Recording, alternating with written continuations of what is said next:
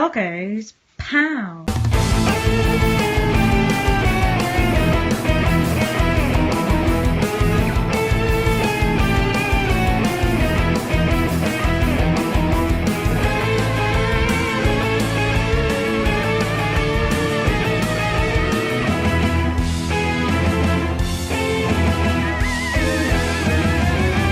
Right, let's have a look at 4 conversions for the Commodore 64 from arcade games made by Elite Systems. Also, thank you for Quasimod for the idea of this episode. Mentioned it a few months ago, they've only just got around to doing it. Right, so first off we have Commando from Chris Butler. He seems to turn up a lot in my Commodore 64 videos, so here we go. So, I think this might have actually been Elite's first arcade conversion. I think they'd already cut their teeth on things like Airwolf and a few other things prior to this, but I think this was their big first arcade license. I could be wrong. I'm roughly going to be going through the conversions in date order, roughly, at least for the 4 that I've chosen. But anyway, Commando is fine on the Commodore 64. At the time, we didn't know any better, and it felt good. It does play very well. Shit.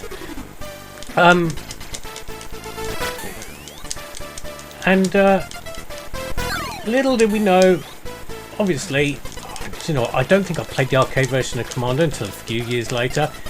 This version's only got 3 levels. Oh, green dude. And it's got a lot of sprite flicker. But it's fun. I mean, the reviews at the time were fairly good. I think Zap gave it an average to good review. Commodore users seem to like it. Broke the first area. But generally speaking, it was a hit. It was a really big hit. And the amazing Rob Hubbard soundtrack probably helps massively. And I think this is about as far as I used to get in the arcade version. Being a Commodore 64 game, you press the spacebar for grenades ordinarily, but I have put down to a second button on my joypad, so that's making things a little more convenient. Anyway, rocket launcher, guys. Lovely. Guy in the water. Can we grenade that? I can't remember. No, because the grenades go straight up in this. You can't. I can't remember. It's all about timing, isn't it? It's always all about timing. That one you can grenade. Have a grenade. Lovely.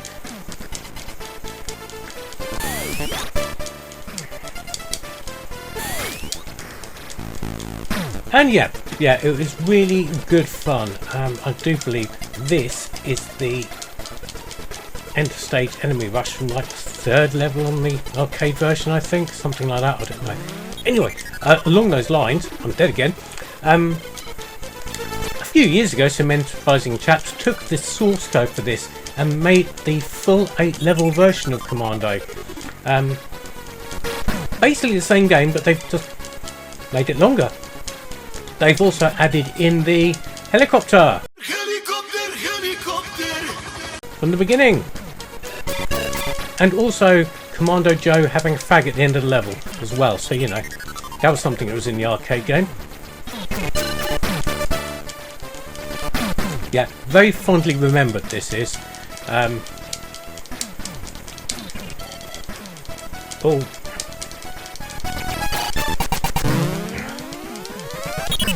Oh no! And I really should be concentrating more. Yeah, there's a lot of failings here going on, but hey, it was an early arcade conversion, and I think Chris Butler's second game after the original Z. That was Rhino Software a year or so before. 2 years before, I can't remember. I did talk about Chris Butler in my Super Scalers video for Commodore 64, which he did a few Super Scaler conversions, notably Space Harrier for Elite, which everybody thought he was potty for doing, but it turned out okay. And obviously because I covered it in that, I won't be covering it in this, so no Space Harrier fun for you today, especially considering I did it a few weeks ago. Oh, well, we're doing better than 13-year-old blogger, aren't we?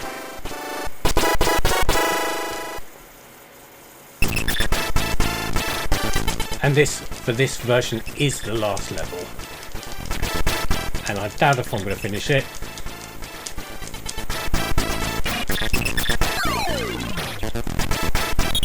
Yep, the idea really with Commando is just completely run it. It is literally running and gunning.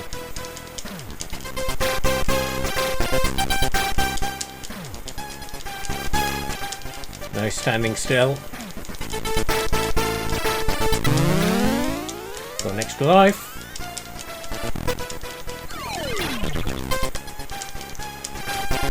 I think I'm going to take care of all the emplacements here. Shit. 2 men left.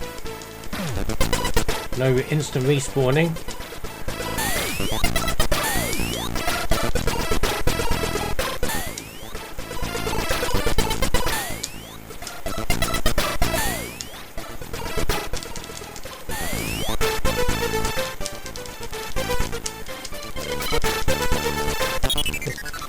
I was going to say that sort of tactic tends to work, but anyway, yes, so there we go. Commando on the Commodore 64, solid start.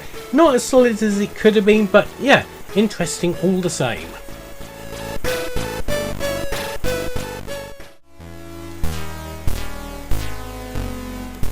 Right, next up, again by Chris Butler, like he does get around, is Ghosts and Goblins, again also by Capcom. Yeah, obviously it says 1986, but that was the arcade game. For some reason I think this came out later, 87 on the Commodore 64, I'm not sure. I do remember the Zap 64 review, because it was the first issue of Zap 64 I got, I believe, maybe. But anyway, let's have a look. Yeah, okay, so it looks basic by today's standards, but do you know what? I was really excited to play this when I saw the reviews of it. Again, it was before the days I used to go down the arcades, at least not regularly anyway.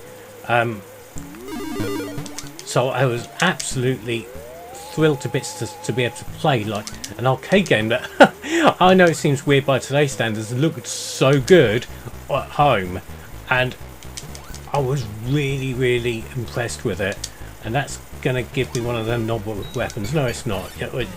Being Ghosts and Goblins, like Ghouls and Ghosts from last week, has problems in terms of weapons you can get that are absolutely shit. Meanwhile, here's a Red Armor. He's an absolute bastard. There we go. Reduce the skeletons. Where do we respawn? Way back here. And the music's really good. Mark Cooksley did the music. So I think he was in the house for Elite. I think he was the in-house musician. I could be wrong, but he did shit sticks. Did a lot of the music for the Elite conversions and Elite games in general.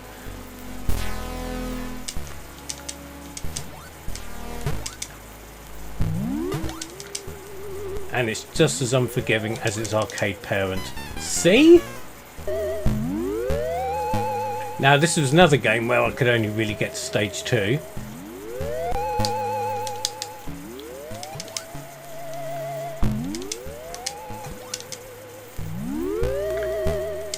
Unfortunately, my muscle memory from playing this kind of game, bollocks, with a controller with more than one button. Damn it. You push up in the Commodore 64 version jump, I think, as you did with all the home computer versions. Bollocks! Right, we're going to play again. Right, reached the Red Armor again, but again we're down to our pants.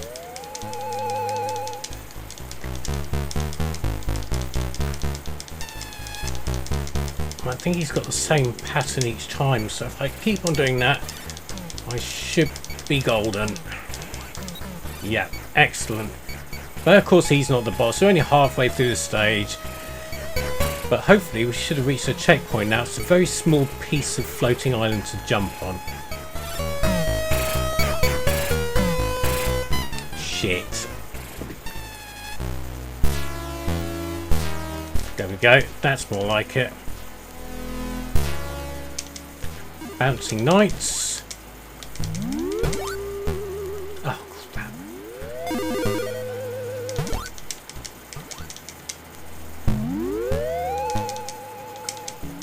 And I've never actually worked out what these are. They're supposed to be spooky monks or something, but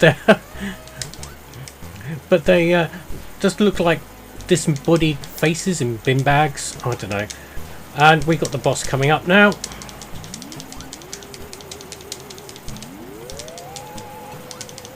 Lovely. Take a key for coming in. Nice catch. Now, I don't know if you can hear that on the microphone, but it's absolutely pissing down outside. And it is Friday the 13th at the time of recording, so the heavens have opened and things have gone tits up, and I've fallen off a ledge. So, you know, real life and stuff. And fallen in the water.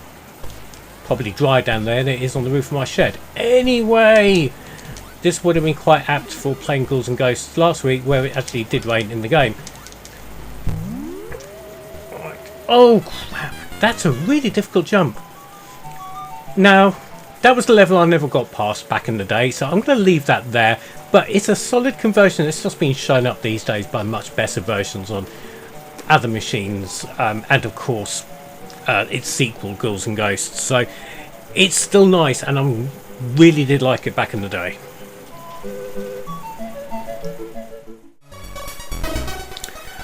Right, so Elite also licensed Bombjack from Tecmo.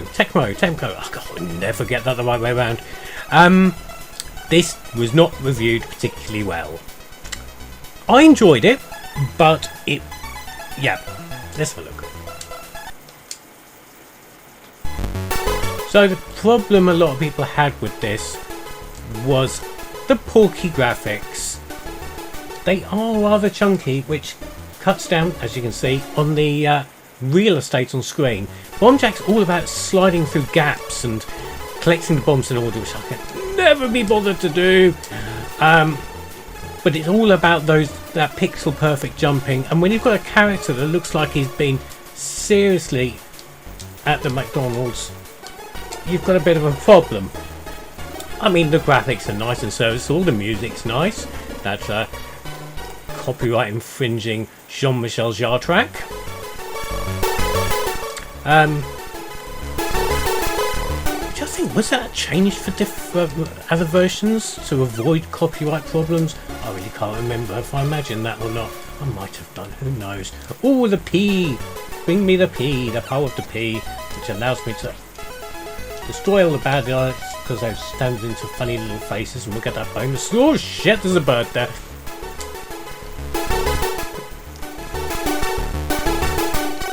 Background's a little confusing on that one to where the platforms are, but no, it's fine, we got past it. I'm definitely a lot better at Bombjack than I am at Ghosts and Goblins, that's for sure. Even if I do refuse to collect the bombs in an order.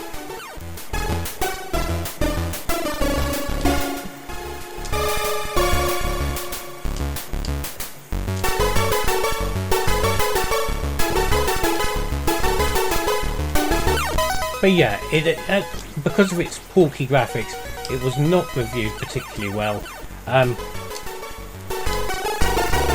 Because of that reason. And to be honest, I'm doing really well at this. I wouldn't say I'm having an amazing time, but it's not bad. I mean, I'm sort of surprised I can still play it to this degree. I did mention in my video where I did Bombjack 2 that I got a bit tasty at the arcade version of Bombjack on account of it being in my local pub. Ah, crap. See what I mean? Collision detection? Just that little bit off. Right, I don't need to wait for that robot to move. Let's go and get that last bomb. And I do believe the background's rap at this point. Oh no, we got one more. This is probably the easiest one to collect them in order if I can be asked, which I can't. Oh crap. See, arcade version you probably could have fitted through that gap, but not so much on this one. Not really much else I can say about Bombjack. You've probably pretty much seen it all. You can still play it, you still have a modicum of fun with it, but it's not as good as other versions. I think the Spectrum version was pretty good at that. But, you know, I've got a soft spot for that Commodore 64 version all the same, because it was the first one I played. Right, so lastly, and lastly chronologically in these games, finally, as it said on the cover of a Zap 64 magazine, Ikari Warriors finally yomps in. And it was late. It was very late. The Amstrad and Spectrum versions have been out for a while, and when finally the Commodore 64 version came in via John Twiddy of Tower Ceti fame. Anyway, let's have a look. Now, Ikari Warriors is the opposite to Commando. You can't run and gun it in the same way. You've got to take this slow and steady.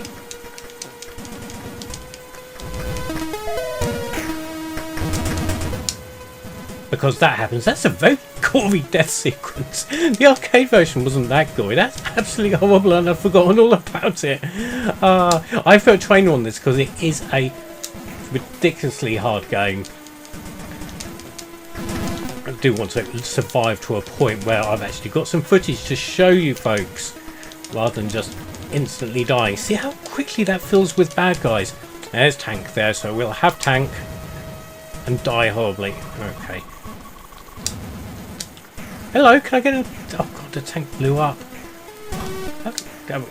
Right, I'm in a tank. Excellent. Tank, it's dead already. And I've died again. But I see what I mean. This is so hard.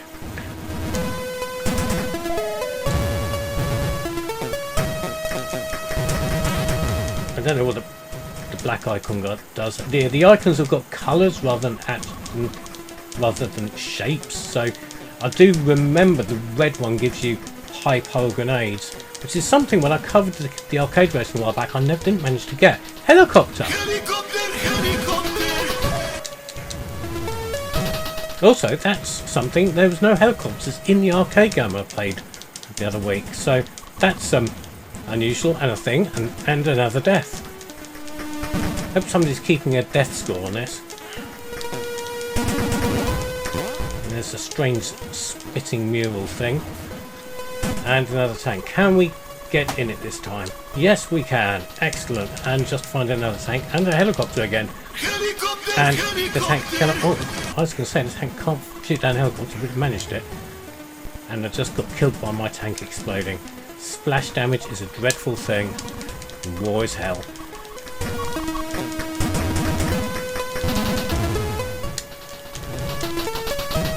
Yeah, this takes me back as well. I did enjoy playing this.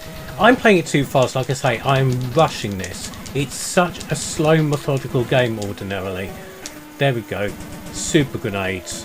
Have some of that, you commies. Because obviously they're commies, because there were always commies in the 80s.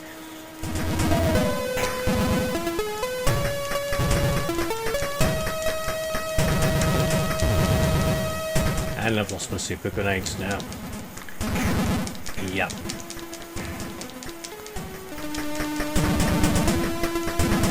Yep, it's nicely programmed. Again, for my money, at least on the screenshots, because I never actually played it, the Amstrad version looked absolutely excellent, but never played it.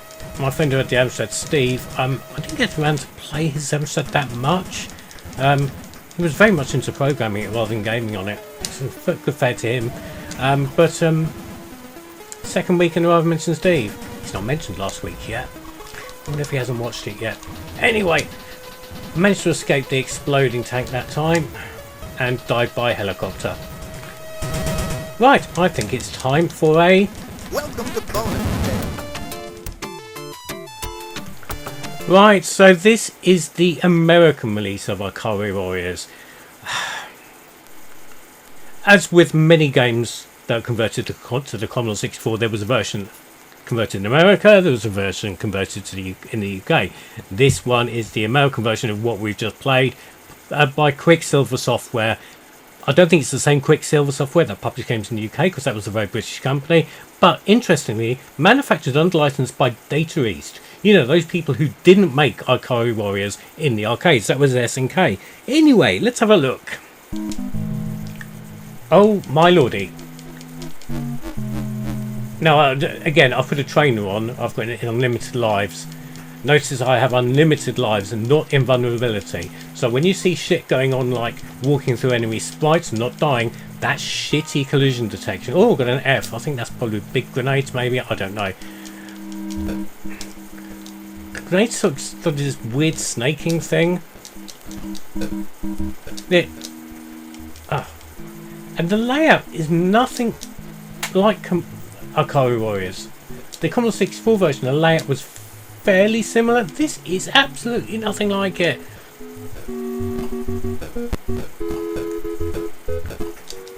And what is going on? Was that a helicopter? Oh, it's dead if it was. And when he dies, it does this funny little jig on the spot, like that. It's all very, very bad. Definitely bad. It's just... It doesn't even... Oh, what? Right, okay.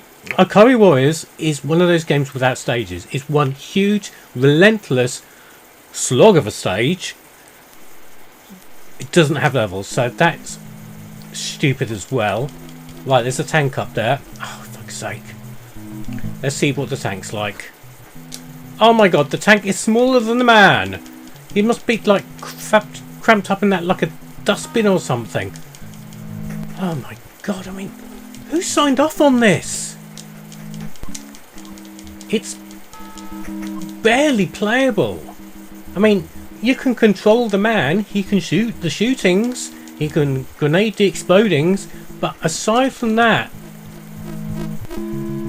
this is absolutely hideous. I mean, oh Christ almighty.